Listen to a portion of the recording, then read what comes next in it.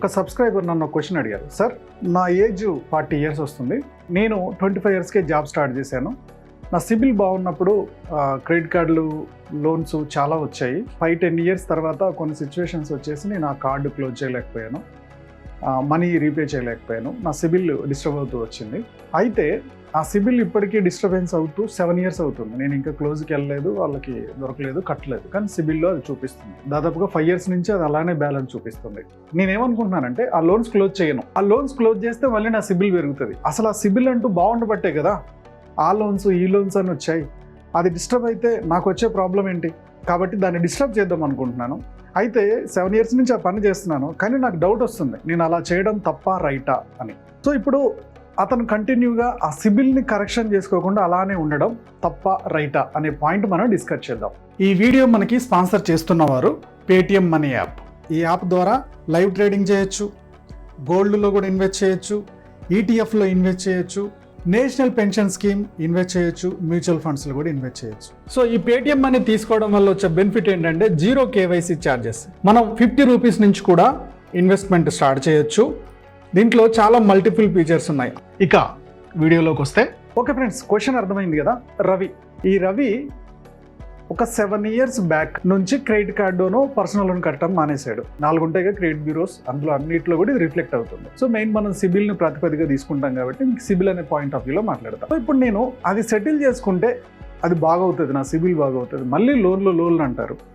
Okay, అసలు అది చేయబట్టే నేను ఈ దాకా వచ్చాను, ఫైనాన్షియల్గా చాలా డిస్టర్బెన్స్ అయిపోయాను. ఇప్పుడు కొద్దిగా నిలదొక్కుంటున్నాను. నేను దాన్ని సెటిల్ చేయదలుచుకోలేదు, నేను ఆ సిబిల్ని బాగు చేసుకోదలుచుకోలేదు. దీనివల్ల నాకు ఫ్యూచర్లో ఏమైనా ఎఫెక్ట్ అవుద్దా అనేది ఆ సార్ క్వశ్చన్. దీనికి ఖచ్చితంగా నేనేం చెప్తానంటే, దీనివల్ల మీకు ఇప్పుడు లోన్స్ రాకపోవచ్చు, లోన్స్ మీకు అవసరం లేకపోవచ్చు, కానీ మీ పిల్లల భవిష్యత్తుకి ఇది చాలా ప్రాబ్లం అవుతుంది. ఎలా? ఎగ్జాంపుల్కి సార్ వాళ్ళ కేటగిరీలో వాళ్ళ బాబు ఇప్పుడు 10th క్లాస్. సో ఎక్కడ జాయిన్ చేస్తున్నారు పిల్లల్ని అని అడిగాను. సో అతను శ్రీ చైతన్యం, రిజొనెన్స్ ఈ 2 అనుకున్నాడు. రిజొనెన్స్లో ఇంటర్ జాయిన్ చేస్తున్నాడు. ఇంటర్ ఎంపీసీకి వెళ్తున్నాడా బైపీసీకి వెళ్తున్నాడా అడిగాను.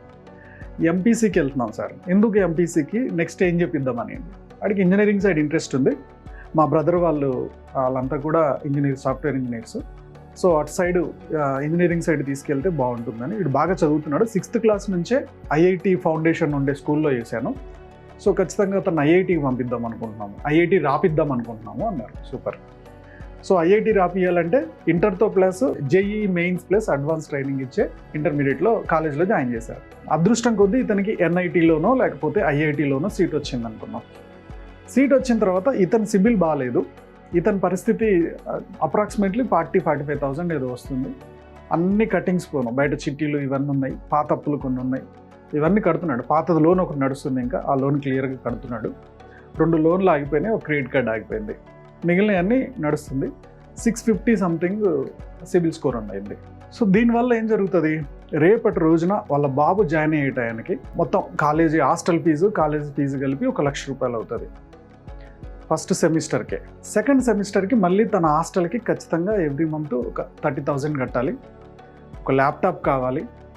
సో ఎవ్రీ ఇయర్ మళ్ళీ కాలేజీ అడ్మిషన్ ఫీజు ఉంటుంది కదా, అది ఒక 25.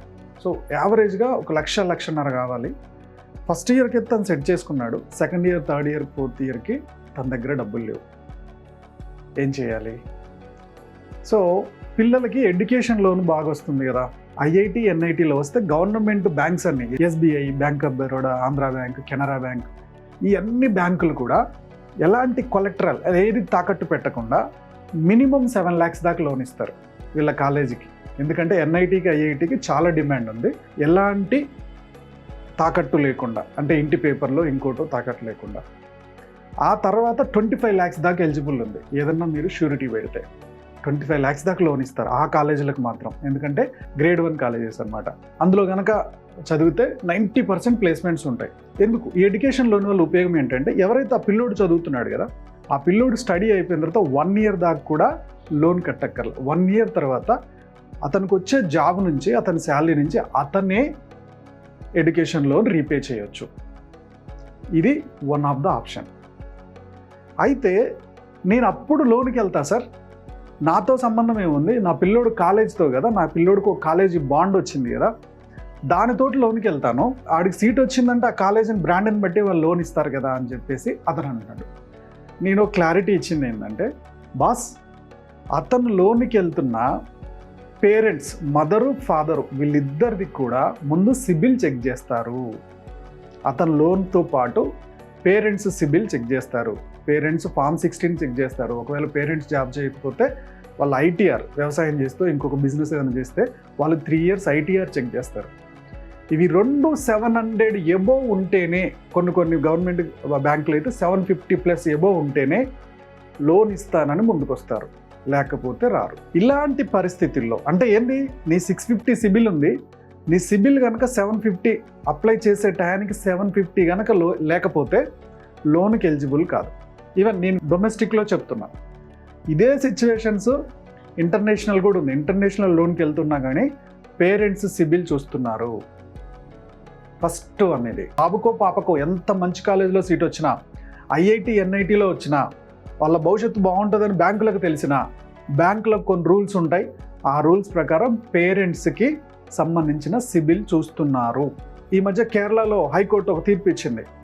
పిల్లలు భవిష్యత్తుకు ఉపయోగపడేది, వాళ్ళు మంచిగా చదువుతున్నారు కదా, పేరెంట్స్ సిబిల్ ఎందుకు అని చెప్పేసి క్వశ్చన్ చేసింది. 7 పిల్లలకి లోన్ ఇప్పించేటట్టు చేసింది హైకోర్టు. కానీ మిగిలిన చాలా బ్యాంకులు దాన్ని ఇంప్లిమెంట్ చేయట్లా. ఆ విషయం చెప్పకుండా ఇంకేరే రీజన్స్ తోటి దాన్ని యాక్సెప్ట్ చేయట్లా. నేను ఆ సార్కి ఏం చెప్పాను, రవి గారి కంటే, సార్ ఖచ్చితంగా మీ సిబిల్ని త్వరగా సెట్ చేసుకోండి, బాబు ఇప్పుడు 10th అయిపోతుంది, ఇంటర్మీడియట్ టయానికి ఆ సిబిల్ సెట్ కావాలి. రెండో ఆప్షన్, ఈ లోన్స్ అప్లై చేసిన రోజు నుంచి, ఇప్పుడు ఈ అబ్బాయికి 2024లో ఎడ్యుకేషన్ లోన్ అప్లై చేశారనుకుందాం. ఈ లోన్స్ అప్లై చేసిన తర్వాత వీళ్ళ సిబిల్ మొత్తం ఓపెన్ చేస్తారు, ఆ బ్యాంకుల్లో తీసుకుంటారు. ఏది, పేరెంట్స్ సిబిల్ అప్లై చేసిన 2024 అప్లై చేసాం కదా, ఇప్పటి నుంచి 5 సంవత్సరాల వరకు మీరు ఏ సెటిల్మెంట్ ఉన్నా సరే, ఎలాంటి సెటిల్మెంట్ ఉన్నా సరే, సెటిల్మెంట్ 5 years చూస్తారు. 5 yearsలో సెటిల్మెంట్ చేశారంటే, నా క్రెడిట్ కార్డ్ 70,000 ఉంది, నేను కట్టలేకపోతున్నాను, నా వల్ల కట్టలేదని తను 20,000 25,000 కట్టాడు, అంటే మిగిలింది కట్టలేకపోయాడు. ఈ విషయాన్ని పరిగణలోకి తీసుకొని ఇతనికి లోన్ రిజెక్ట్ చేసేస్తారు. కాబట్టి మీ బాబుకి ఇంటరు, హయ్యర్ ఎడ్యుకేషనో ఎప్పుడు ఉంది, అప్పటి నుంచి 5 years లోపు మీకు ఏమన్నా ఇంకా టైం ఉంది. మీ పిల్లోడు 6th class 7th class చదువుకుంటున్నాడు, రేపు మంచి కాలేజీలో సీట్ వచ్చింది, మీరు లోన్కి వెళ్దాం అనుకుంటే ఎడ్యుకేషన్ లోన్కి, ఆ రోజుకి 5 years లోపు మీ సెటిల్మెంట్లు ఏం లేకుండా చూసుకోండి, ఎలాంటి ఇష్యూ లేకుండా చూసుకోండి. దీనివల్ల వాళ్ళకి మంచి లోన్ వస్తే ఎడ్యుకేషన్ సాఫీగా నడుస్తుంది. ఎడ్యుకేషన్ సాఫీగా నడిస్తే వాళ్ళ లైఫ్ సెటిల్ అవుతుంది. మనం ఫైనాన్షియల్ పరిస్థితి బాగాలేదని చెప్పేసి, మనకు లోన్లు ఎంటబడుతున్నారని చెప్పి మనం దాన్ని ఇప్పుడు క్లోజ్ చేయకపోతే పిల్లల భవిష్యత్తుకి చాలా ప్రాబ్లం అవుతుంది. ఈ రవి సార్ చేసిన ఇంకొక మిస్టేక్ చెప్తాయనండి. పైసా బజార్ దాంట్లో ఎక్కడో ఇతను సిబిల్ చెక్ చేసుకున్నాడు, నీ సిబిల్ రిపోర్ట్లో ప్రాబ్లం రీసాల్వ్ చేస్తానని చెప్పి వాళ్ళు కాల్ చేశారంట. కాల్ చేస్తే వాళ్ళకి 1600 నాకు పే చేయండి, మీకు సిబిల్ది సొల్యూషన్ ఇస్తానని చెప్పారు. 1600 పే చేశాడు. తర్వాత వాళ్ళ దగ్గర నుంచి ఒక 2 మెయిల్స్ వచ్చాయి. ఒక పర్సనల్ లోన్ బ్యాంకుది ఏదైతే ఉందో అకౌంట్ నెంబరు, ఆ అకౌంట్ నెంబర్కి సంబంధించి మెయిల్ ఎలా పెట్టాలి అంతే, మెయిల్ స్ట్రక్చర్ ఇచ్చారు. దాంట్లో ఇతని అకౌంట్ నెంబర్ ఏదైతే బిల్ పే చేయలేదో దాన్ని వాళ్ళ మెయిల్ ఐడి ఇచ్చారు. జస్ట్ దీన్ని ఫార్వర్డ్ చేయన్నారు అంతే. ఇంకో క్రెడిట్ కార్డు ఉంది కదా, దానికి అంతే మెయిల్ సెటప్ ఇచ్చారు. ఓకే, అలాగే ఇంకొక పర్సనల్ లోన్ ఉంది కదా, దానికి ఒక మెయిల్ సెటప్ ఇచ్చారు, వాళ్ళ customer care service mail ID ఇచ్చారు. దీన్ని మీరు ఫార్వర్డ్ చేసుకోండి అని చెప్పారండి. ఇతనికి జస్ట్ అది ఎంటర్ చేసుకొని ఫార్వర్డ్ చేసుకునేంత ఇంగ్లీష్ నాలెడ్జ్ కూడా పెద్దగా లేదు. ఓకే, ఆ రోజు నుంచి వాళ్ళు జస్ట్ మెయిల్స్ ఇచ్చారు. ఆ తర్వాత నుంచి ఇంతవరకు మళ్ళీ ఆ పైసా బజార్ వాళ్ళు ఇతనికి ఒక గైడెన్స్ ఇచ్చింది లేదు. కస్టమర్ కేర్కి రోజు ఫోన్ చేస్తున్నాడు, సార్ ఇది ఎలా ఫార్వర్డ్ చేయాలి, ఇది ఎలా చేయాలి, అది ఎలా చేయాలని. ఓకే, సో నేనేమంటానంటే, ఈ సిబిల్ ప్రాబ్లానికి ఎవరు పెద్దగా సపోర్ట్ ఇచ్చేది లేదు, మనమే రీసెర్చ్ చేయాలి. First of all A bank అయితే ఉందో ఆ బ్యాంకు కస్టమర్ కేర్ సర్వీస్ అని ఉంటుంది. డిస్క్రిప్షన్లో మీరు ఎలా పంపించాలనేది ఒక చిన్న, క్రెడిట్ కార్డు అయితే క్రెడిట్ కార్డు, మెయిల్ బ్యాంకుది అయితే బ్యాంకు, డిస్క్రిప్షన్లో పెడతా చూడండి. దాన్ని యాజ్ టీజ్గా కాపీ చేసి పైన మీ అకౌంట్ నెంబర్ ఒకటి చేంజ్ చేసి, ఏ బ్యాంకుదైతే ఆ ప్రాబ్లంకి ఆ బ్యాంకుకి customer care service mail ID ఉంటుంది, దానికి మెయిల్ చేసేయండి. సో ఆ మెయిల్ పంపించండి, వాళ్ళే సిబిల్కి కూడా పంపించేస్తారు. ఇది ఒక ప్రాబ్లం సాల్వ్ చేసుకోవాలి. రెండో రకమైన ప్రాబ్లం చాలామంది ఫేస్ చేస్తుంది ఏంటంటే, చాలామంది అసలు సిబిల్ చెక్ చేసుకోవట్లా. ఎప్పుడో ఒక లోన్ ఎప్పుడో తీసుకున్నారు, ఏదో ఒక ప్రైవేట్ యాప్లో తీసుకున్నారు, ఆ యాప్లో ఒక 30 రూపీసో 40 రూపీసో బ్యాలెన్స్ ఉంది. మనం మొత్తం కట్టేసాం కదా, ఎన్ఓసి మెయిల్కి పంపిస్తానన్నారు కదా, అది కట్టేసామన్న ఊపులో మర్చిపోతున్నారు. ఒక 2-3 ఇయర్స్ దాన్ని అసలు చూసుకోవట్లా, అవసరం పడలేదు, చూసుకోలే. తీరా చూస్తే 30 ఇయర్స్ నుంచి ఆ 30 రూపీస్ బ్యాలెన్స్ చూపిస్తూ సిబిల్ బ్రేక్ పడుతుంది, సిబిల్లో నెగిటివ్ అయిపోతుంది. అందా కాకుండా మినిమం 6 మంత్స్కి ఒక్కసారైనా మీ సిబిల్ చెక్ చేసుకోవచ్చు. అయితే చాలామంది, నేను యూట్యూబ్లలో చూశాను, సిబిల్ నేను చెక్ చేసుకున్నప్పుడల్లా నా పాయింట్స్ పడిపోతాయంట కదా అని. మేము దాన్ని దాదాపుగా 2 ఇయర్స్ అబ్జర్వ్ చేశాం, నిజంగా ఇలా జరుగుతుందా అని. మీరు కావాలంటే సిబిల్ ఏదైతే క్రెడిట్ బ్యూరో ఉంది కదా, ఏ దానికైనా లాగిన్ అయిపోయి వాళ్ళ రూల్స్లో చెక్ చేయండి.